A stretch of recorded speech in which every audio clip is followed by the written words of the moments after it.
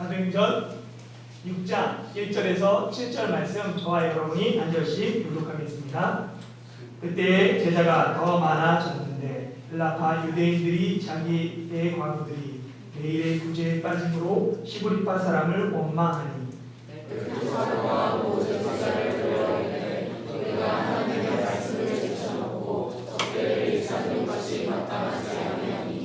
형제들아 너희 가운데서 성령과 지혜가 충만하여 칭찬 듣는 사람 7을 택하라. 우리가 이 일을 그들에게 맡기고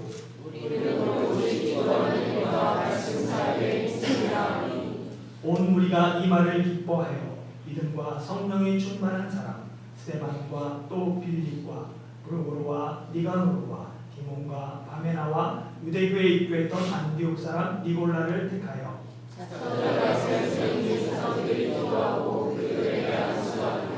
함께 읽겠습니다.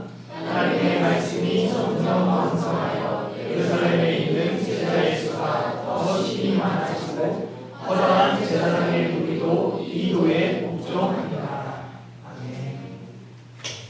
어느 나라든 명절이 있고 또 중요하게 명절을 생각합니다. 나라마다 명절이 다르고 명절에 먹는 음식도 지내는 방법도 다르지만 명절의 의미는 똑같습니다. 명절은 흩어진 가족들이 함께 모여 지난 시간을 돌아보며 감사하며 가족의 일원이라는 것을 확인하는 시간입니다. 한국은 예로부터 중요한 명절이 2가지 있죠. 뭐죠? 설날하고 추석입니다. 그래서 설날과 추석이 되면 매년 고향으로 돌아가기 위해서 많은 사람들이 이동했어요. 그게 워낙 많으니까 뭐라고 했냐면 귀성전쟁이다 라고 얘기했죠. 어린 시절 돌아보면 그 표를 사기 위해서 차표나 기차표를 예매하기 위해서 긴 줄을 들어서는 것이 뉴스에 보도되곤 했습니다. 근데 요즘에는 이제 좋은 세상이 돼서 인터넷으로 바로 예매할 수 있는 세상이 되었죠. 해가 준비되면서 예전에는 대가족들이 모였는데 이제는 명절이 되면 주로 가족들 단위로 함께 국내에 여행하고 또 그런 가족들이 늘어나고 있어서 고향보다는 어떻게 보면 공항에 더 많은 세상이 되었습니다. 교회에도 이번 설을 맞이하여 여러 가정이 국내외로 여행을 떠났습니다. 어디에 있든지 하나님과 함께하는 명절이 되길 기도하고 있죠. 그리고 여행 중이라도 주일에는 가까운 교회를 찾아 예배 드리는 믿음의 가정들이 되길 바랍니다. 그런 의미에서 명절을 맞아 함께 예배 드리는 주변 분들에게 인사하겠습니다. 2020년 하나님과 동행하는 해가 되길 축복합니다. 다시 한번 해볼까요? 옆에 분들 다시 보면서 앞뒤 보셔도 되고요. 2020년 하나님과 함께 형통한 해가 되길 바랍니다.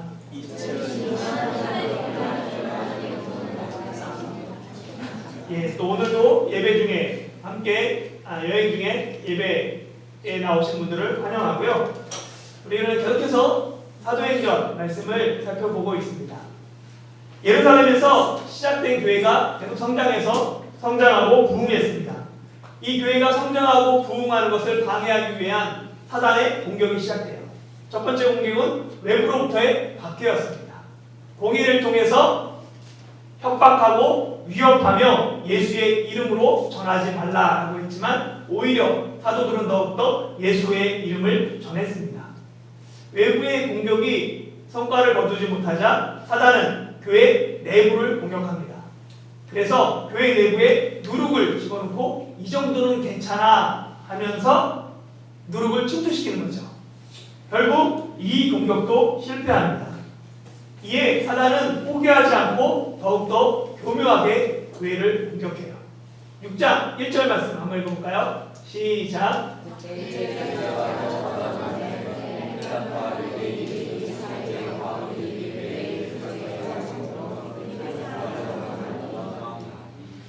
사단의 공격은 교회 내에 원망으로 나타났습니다.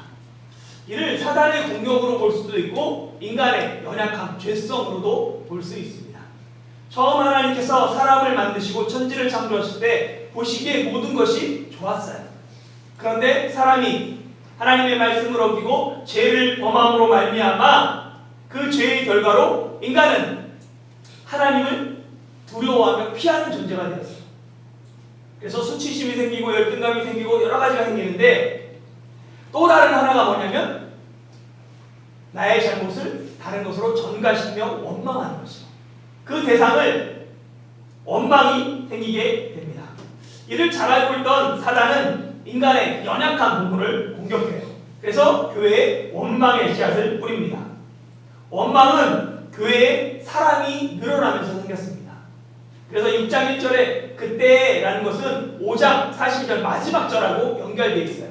거기에 보면 마지막 절에 그들이 날마다 성전에 있든지 집에 있든지 예수는 그리스도라고 가르치고 전도하기를 그치지 않은 결과가 사람이 더 제자들이 많아졌다라고 얘기하고 있어요. 교회의 부흥의 비결은 뭐냐면 가르침과 전도입니다. 가르침과 전도의 결과가 부흥으로 이어지는 거예요. 가르칠 때 교회가 성장하고 성숙합니다. 그리고 전도할 때 교인의 수가 늘어나죠. 하나님 나라의 부흥을 꿈꾸는 사람은 그래서 가르치며 전도하기에 힘써야 합니다. 그런데 사람이 늘어나면서 문제가 생겼습니다. 헬라파 유대인들과 히브리파 사람들 사이에 갈등이 일어난 거예요. 우리는 헬라파 유대인, 히브리파 유대인 이러고 그러면 헷갈립니다. 뭐가 뭔지 잘 몰라요. 간단하게 얘기하면 헬라파 유대인은 헬라어를 쓰는 사람들이에요. 그래서 중국어 성경에 보면 뭐라고 그러냐면 요슈어 시라니더 화가 그 헬라 말을 하는 유대인들이라고 번역을 아예 이렇게 해놨습니다. 그러니까 그런 히브리파 유대인들, 히브리파 사람들은 어떤 사람들이에요? 히브리어를 하는 사람들입니다.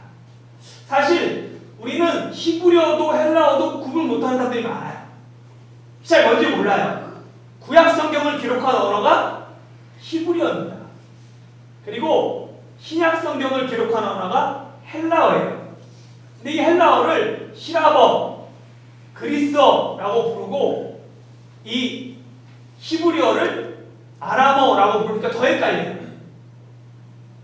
한글 성경은 지명이나 인명을 영어와 한자가 혼용돼서 사용됩니다. 그러니까 우리 더 헷갈려요. 애굽이라고 말하면 교회 다니는 사람은 알아들어요.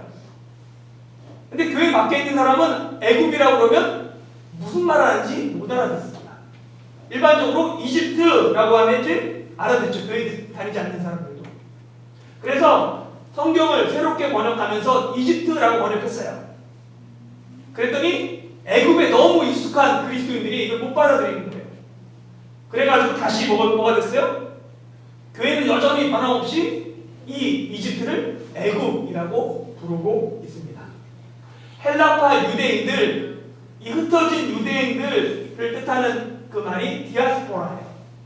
왜 이게 생겼냐면 나라가 멸망하면서 북이스라엘이 멸망하고 남유다가 멸망하면서 사람들이 포로로 잡혀가고 위험 가운데 이스라엘을 떠난 유대인들이 있습니다. 그들이 각 나라에, 제국의 각 나라에 흩어져서 살고 있으면서 그 당시 국제적인 통용어였던 헬라어를 익히게 되는 거예요. 헬라어로 의사소통할 수밖에 없었습니다. 그들이 길게는 300년이 넘게 그 이스라엘 땅, 팔레스타인 땅을 떠나서 살았기 때문에 그들의 모국어가 어느 순간에 헬라어가 된 거죠. 그들의 언어, 문화는 헬라 사람들과 똑같습니다. 그러나 그들의 혈통이 유대인인 거예요. 히브리 사람인 거예요. 타국 생활을 오래 하다 보면 고향에 대한 그리움이 생겨요. 그리고 뿌리에 대한 애착이 강해집니다. 유대인들은 하나님에 대한 신앙, 자신의 민족의 정체성, 이것을 유지하기 위해 1년에 3차례 절기마다, 명절마다 예루살렘을 갔습니다. 그렇기 때문에 흩어진 유대인들도 예루살렘에 와서 자신의 정체성을 회복하고 그랬죠. 그런데 이 사람들이 노년에 나이 들어서는 예루살렘으로 돌아오길 원해요. 그래서 그 근교에 살기를 원하고 특별히 무덤을 예루살렘과 성과 감람산 그 옆에 거기에 묻히기를 원하죠. 그래서 많은 사람들이 귀국하게 되는 거예요. 그런데 그들의 언어는 헬라어인 거죠. 그래서 그 사람들을 헬라파 유대인이라고 불렀던 거예요. 그들과 달리 이스라엘 땅에서 태어나서 히브리어, 아람어를 하고 계속해서 이스라엘에서 성장한 사람들을 히브리파 사람, 히브리파 유대인이라고 불렀던 것입니다. 교회 안에 헬라파 유대인들과 히브리파 유대인들이 함께 공동체를 이루고 있었어요. 수적으로는 히브리파 유대인이 더 많았습니다. 12사도들도 히브리 사람들이잖아요. 히브리파 사람들인 거예요. 그런데 교회가 수적으로 부흥하면서 헬라파 유대인들이 히브리파 사람들을 원망하기 시작했어요. 왜냐하면 헬라파 유대인들 중에서 일가친척이 없는 과부들이 교회가 매일하는 구제에서 빠졌기 때문이에요. 그러다 보니까 교회가 구제하는데 주로 다수를 차지하는 히브리파 사람들에게 집중했던 거예요. 그러다 보니까 자신들이 소외되니까 원망이 일어났습니다. 이를 조금 쉽게 이해하려면 한국 상황에서 한번 생각해 보면 돼요. 한국인 다수와 소수의 교포가 함께 교회를 이루고 있어요. 조선족일 수도 있고 고려인일 수도 있고 화교일 수도 있어요. 교회에 어려운 사람들이 있습니다. 그 사람들을 돕는데 교회가 누구를 먼저 돕을까요?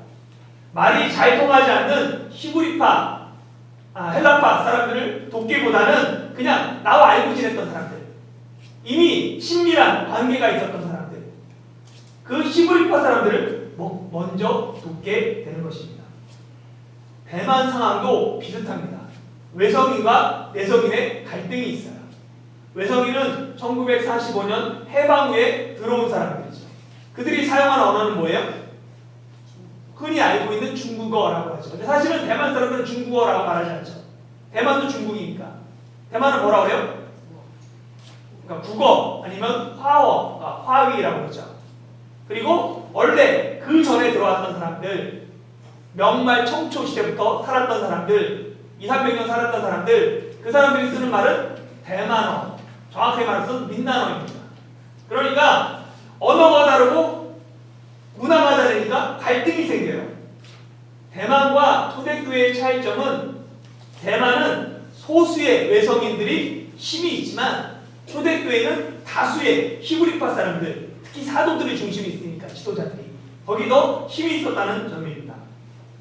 사람 사는 곳이면 어디나 문제가 있어요. 그것도 사람이 많아지면 많아질수록 문제도 많아집니다. 흔히 생각하기를 초대교회는 이상적인 공동체라고 생각하잖아요. 서로 은혜 받아서 모든 걸 나누고 누구도 부족함이 없었던 공동체. 그런데 거기도 사람들이 많아지니까, 사람이 사는 곳이니까 문제가 발생합니다. 그러니까 문제 없는 인생은 아무도 없습니다. 바꿔 말하면 문제를 해결하는 게 인생을 살아가는 거예요. 인생은 문제를 해결하는 과정입니다. 교회가 이 문제를 해결하기 위해 열두 사도가 모든 제자들을 부릅니다. 모든 공동체원들을 불러요. 그래서 하는 말씀이 2절과 4절 말씀 읽어보겠습니다. 시작. 열두 사도가 모든 제자를 불러 이르되 우리가 하나님의 말씀을 제쳐놓고 접대를 일삼는 것이 마땅하지 아니하니 우리는 오로지 기도하는 일과 말씀 사역에 힘쓰리라 하니. 아멘. 교회의 문제는 지도자들만의 문제가 아니라 모든 구성원들의 문제입니다. 그래서 열두 사도는 모든 제자들을 불러 모으고 먼저 뭐를 고백하냐면 나의 잘못입니다. 나의 잘못을 먼저 고백해요. 우리가 하나님 말씀을 제쳐놓고 접대를 일삼았던 것이 마땅하지 않았다고 이야기합니다. 교회는 문제가 발생하면 표면에 나타난 문제가 아닌 그 내면에 있는, 이면에 있는 원인을 찾는 지혜가 필요해요. 이 초대교회에 일어난 표면의 문제는 뭐냐면 구제로 인한 원망입니다. 근데 그 이면에 숨겨진 그 원인은 뭐냐면 지도자였던 12사도가 하나님의 말씀을 제쳐놓고 다른 길에 분주했던 거예요. 가르침과 전도를 통해 그 결과로 더 많은 제자들이 늘어났어요. 그런데 어느 순간에 사람들이 늘어나니까 하나님의 말씀, 가르침과 전도나 이것들이 제쳐놓게 되는 거예요. 그러자 공동체 안에 문제가 생겼고 원망이 생겼습니다. 이것은 말씀이 더 중요하고 구제하는 것, 접대하는 것 중요하지 않다는 말이 아니에요. 이것은 사도의 기능과 역할에 관한 문제입니다. 사도들이 전념할 영역이 있다는 거예요. 그 영역이 4절에 뭐냐면 기도하는 것과 말씀 사역이다라고 이야기하고 있습니다. 각자가 힘써야 될 영역이 교회 안에 있습니다. 식탁에 봉사에 힘써야 될 사람도 있고 안내에 힘써야 될 사람도 있고 찬양에 힘써야 될 사람들이 있어요. 보이지 않는 곳에서 묵묵하게 아무도 알아주지 않아도 힘써야 되는 사람이 있고 보이는 곳에서 나서서 지도력을 발휘해야 될 사람도 있습니다. 하나님께서 모든 사람에게 은사를 주셨어요. 그리고 이 은사에는 직분이 포함됩니다. 은사를 나타내는 그 헬라어를 찾아보면 로마서 12장, 고린도전서 12장, 에베소 4장 11절에 보면 직분들이 나와요. 직분도 하나님께서 선물로 주신 은사입니다. 은사는 모두 그리스도의 몸된 교회를 세우기 위한 것이죠. 이를 위해 성령님께서 은사를 주시고 모든 사람을 사역자로 부르시는 거예요. 그래서 보면 1절에 구제, 2절에 접대, 그리고 4절에 사역이라는 단어가 같은 단어로 되어 있습니다. 같은 헬라어 디아코니아예요. 디아코니아는 봉사, 섬김, 사역이라는 뜻을 갖고 있습니다. 그러니까 하나님 앞에서 말씀 맡은 자도 사역이고 기도하는 것도 사역이고 구제하는 것도 사역이고 접대하는 것도 동일한 사역입니다. 모두가 없어서는 안 되는 사역이고 모든 사람들이 그럼 사역자가 되는 것이죠. 그렇게 각자 자신에게 맡겨진 역할과 봉사에 충실할 때 교회가 든든히 서가고 하나님께서 영광을 받으시게 됩니다. 사도들은 자신들의 우선순위가 잘못되었음을 고백하면서 인정하고 해결책을 제시해요. 그것이 3절입니다. 같이 한번 읽어볼까요? 시작. 형제들아 너희 가운데서 성령과 지혜가 충만하여 칭찬하는 사람 7을 택하라. 우리가 이 일을 그들에게 맡기고. 아멘. 일이 분주할 수 있어요. 우선순위가 잘못될 수 있습니다. 그때 해결책이 뭐냐면 사람을 택하는 거예요. 사람을 세우는 것이죠. 모세가 광야에서 아침부터 저녁까지 아무 일도 하지 못하고 백성들을 재판하고 있었습니다. 그때 모세의 장인이 와서 모세에게 조언해요. 내가 이렇게 하는 것이 옳지 않다. 이거 하는 거 보니까 이렇게 혼자 모든 일을 감당하는 건 너나 백성에게 모두 다 이롭지 않다. 지칠 수밖에 없다. 그러니까 사람을 세워라. 이 장인의 조언에 따라 모세가 10부장, 50부장, 100부장, 1000부장을 세우게 됩니다. 사람을 뽑는 것, 사람을 세우는 것이 해결책이에요. 그러나 아무나 뽑지 않았습니다. 아무나 세우지 않았어요. 조건이 있었죠. 출애굽기 18장 21절 읽어볼까요? 시작. 너희도 백성과 제성 몇몇 있는 사람들을 하나님을 두려워하며 지시하며 유명한 이유를 이루어 제자세워서 백성 중에서 청천과 병자와 아멘. 온 백성 가운데서 능력 있는 사람들을 세워야 합니다. 그런데 우리가 흔히 생각하는 그런 능력과 달라요. 이 능력은 뭐냐면 하나님을 두려워하는 것이 능력입니다. 교회 지도자, 교회 사역자에게 가장 필요한, 가장 중요한 능력은 하나님을 두려워하는 것이에요. 하나님을 두려워하는 사람이 진실할 수 있습니다. 모든 일에. 하나님을 두려워하기 때문에 불이한 이익을 취하지 않게 되는 거예요. 사람을 세울 때의 조건은 사도행전에서도 마찬가지입니다. 성령과 지혜가 충만하여 칭찬받는 사람을 택하라라고 말하고 있습니다. 성령과 지혜가 충만한 사람이 바로 하나님을 두려워하는 사람이에요. 바로 앞장에서 아나니아와 삽비라가 비참하게 죽은 이유가 무엇입니까? 아나니아의 마음에 사단이 가득했어요. 성령이 충만해야 되는데 사단이 가득함으로 말미암아 성령을 속이려고 했습니다. 그 안에 지혜가 없었어요. 어리석게도 성령과 지혜가 충만하지 않기 때문에 하나님을 두려워하지 않고 사람을 속이는 것처럼 성령도 속일 수 있다고 생각했습니다. 바로 성령과 지혜가 충만한 것, 그것이 바로 하나님을 두려워하는 것입니다.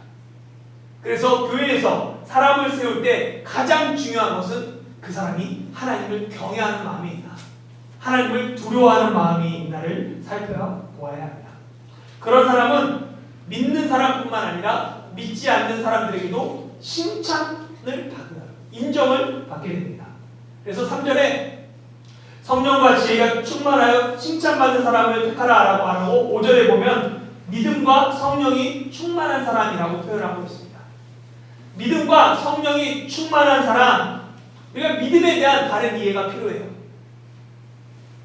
믿음과 행함은 동전의 양면과 같습니다. 하나를 이루고 있어요. 예를 들어 생각해보면 농부가 농사 짓는 이유는, 씨를 뿌리는 이유는 뭡니까? 결실을 믿기 때문에, 결실을 알고 믿기 때문에 씨를 뿌리고 기다리는 거죠. 믿음이 없으면 농사를 짓지 못합니다. 내가 씨를 뿌리는데 걷는다는 믿음이 없어요. 그러면 농사를 짓지 못하죠. 믿음이 있기 때문에 농사를 짓는 거예요. 그런데 믿음이 있기 때문에 농부가 아무것도 하지 않아도 됩니까? 씨만 뿌리고 그냥 난 믿어, 기도만 해, 이런 됩니까? 아니죠. 믿음이 있기 때문에 오히려 밭을 갈고 잡초를 제거하고 병충해를 잡고 물을 주고 거름을 주고 돌보는 거예요. 농부는 자신이 할 수 있는 모든 수고와 노력을 아끼지 않습니다. 그것이 믿음이에요. 우리는 자꾸만 믿음을 그냥 추상적인 걸로 생각해요. 믿음이 있기에 자신에게 주어진 일에 최선을 다합니다. 그의 믿음이 그의 삶으로 증명되는 것입니다. 그러니까 믿음과 성령이 충만한 사람 7을 택했다고 말하고 있는 것입니다. 그렇게 믿음이 있는 사람은 칭찬받는 사람이 돼요. 누구나 인정하는 사람이 됩니다. 그런 의미에서 그리스도인이라면 어떤 자리에서도 당당하게 자신의 정체성을 밝힐 수 있어야 돼요. 저는 그리스도인입니다. 저는 타이중한국교회 성도입니다. 교인입니다. 집사입니다. 누가 물어보면 자신있게 교회를 이야기할 수 있어야 돼요. 그리고 누가 물어보면 자신있게 자신을 소개할 수 있어야 됩니다. 그런데 교인이라는 것이 부끄럽고 집사라는 것이 부끄럽다면 지금까지 내가 어떻게 살아왔는지 돌아보고 회개해야 합니다. 그 사람이 다니는 교회, 그분이 다니는 교회 나도 가고 싶어요. 당신이 믿는 예수님 나도 믿고 싶어요. 그러기 위해서는 내가 비록 손해볼지라도 진실합니다. 어떤 상황에서도 불의의 이익을 탐하지 않는 칭찬받는 사람이 되어야 합니다.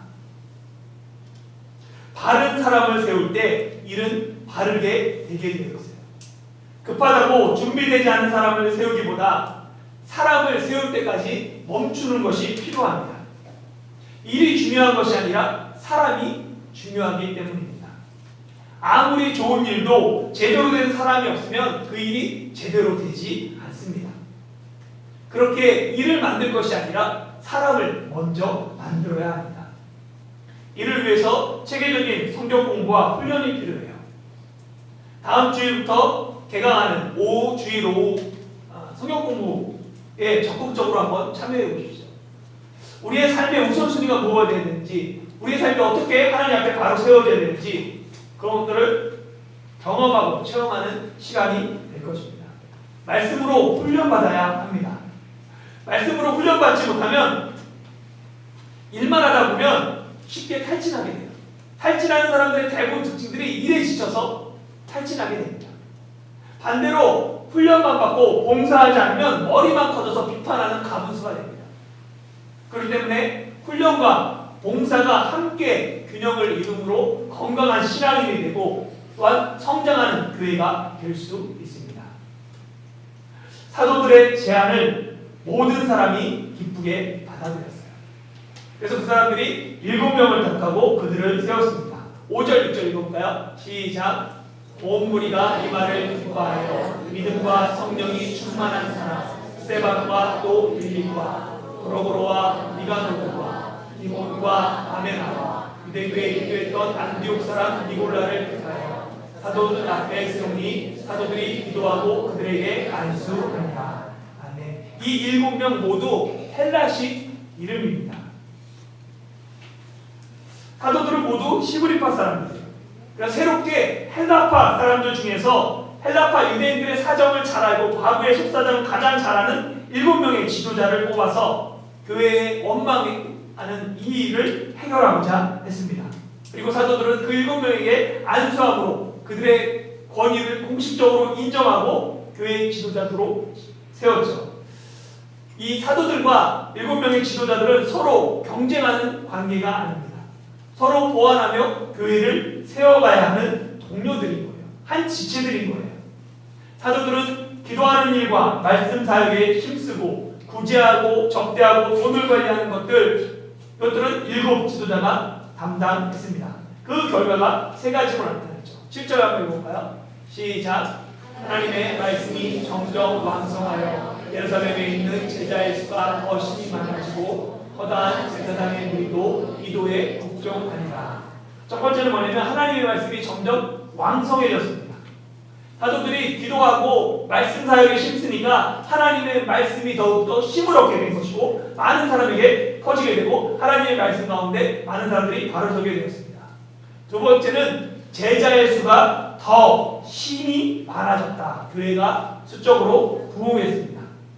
교회가 하나님의 말씀에 바로 서고 하나님의 말씀대로 살아가는 사람들이 있는 교회는 양적으로 질적으로 부흥하게 되어 있습니다. 세 번째는 허다한 제사장의 무리도 이도에 복종했습니다. 제사장은 복음에 반대하고 적대시했던 사람들이에요.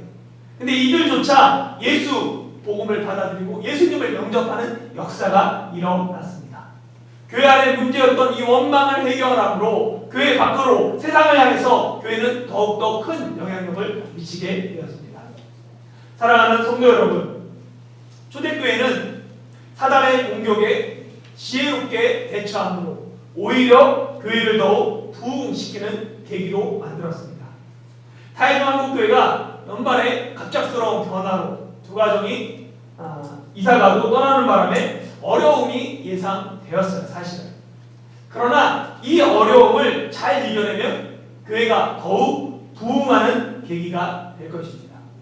지난 주일 시작된 봉사자 모임처럼 앞으로 우리 교회는 은사를 중심으로 믿음과 성령으로 충만한 사람들을 세워 나가려고 합니다. 지금까지 교회를 개척하면서 사람이 적다는 이유로 목사인 저와 아내가 주로 사역의 중심에 있었어요.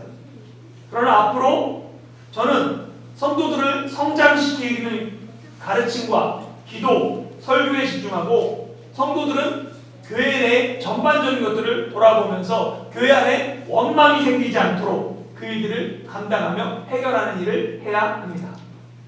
2020년 믿음과 성령으로 충만하여 각자에게 맡겨진 봉사의 자리에서 교회를 아름답게 세워가는 타이거 한국교회 성도들이 되길 예수님의 이름으로 축원합니다.